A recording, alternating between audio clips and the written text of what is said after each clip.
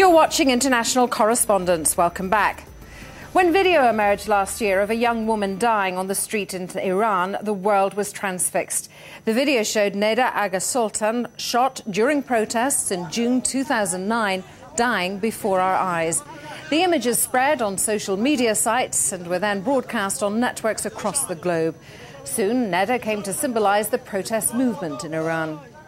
The anonymous person who shot the video has now won one of the most important awards in journalism, the George Polk Award for Videography. The win highlights the importance of social media's role in the press today. And to talk more about this, I'm joined by award-winning Iranian filmmaker Mohsen Makhmalbaf in Washington. He's made more than a dozen feature films, and he's recently been in New York to receive the Freedom to Create Prize. That award celebrates artists who use their talents to promote social justice in oppressive regimes. Thank you very much indeed for joining us. Why, in your words, are mobile phone videographers the most honest filmmakers in Iran today? Because this young generation are talking about their situation. They are not talking about fire from far. They are inside of the fire. They are talking about disaster situation that they are in. They are talking about a revolution that they are involved that.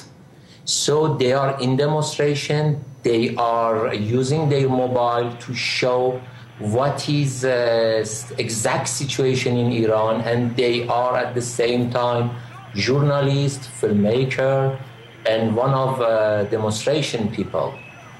So you're saying they are participants as much as observers.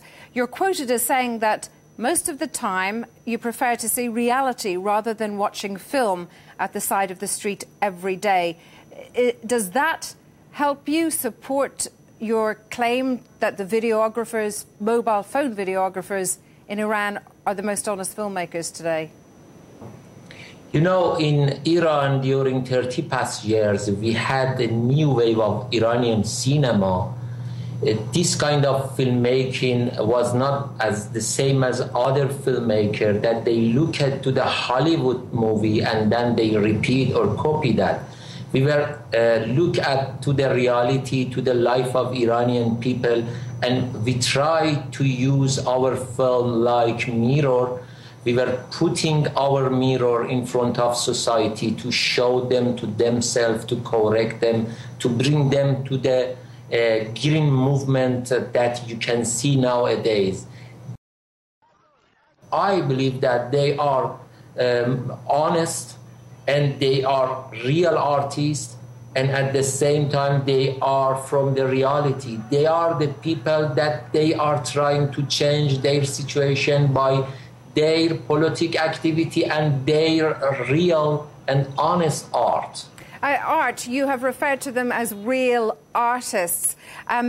So does that change the nature of what you believe art to be? Could this revolution, or rather the protests, I might say, been as successful without these mobile phone videographers, artists? You know, new generation of Iran use new technology. They are so modern than our generation. 40 million of Iranian people are under the age of 30. They are young, they are educated people. They are more modern than our generation. They know how they use computer, satellite, mobile phone. Absolutely, without this technology, they could not be success enough. A final question. This is also as much about technology as well as about art. It's helping the students, the demonstrators, but it's also helping the Iranian authorities. Do you agree? I don't believe that, because a small government of Iran could not control technology of the internet, because nowadays 37 million of Iranian people have access to internet.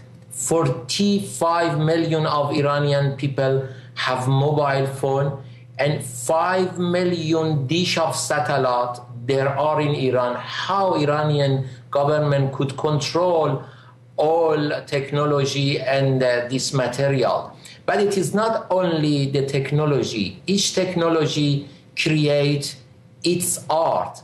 This is new art. This is new technology. And this is new generation of the world. Mohsen Makhmalbaf, thank you very much indeed for taking the time out to join us from Washington, D.C.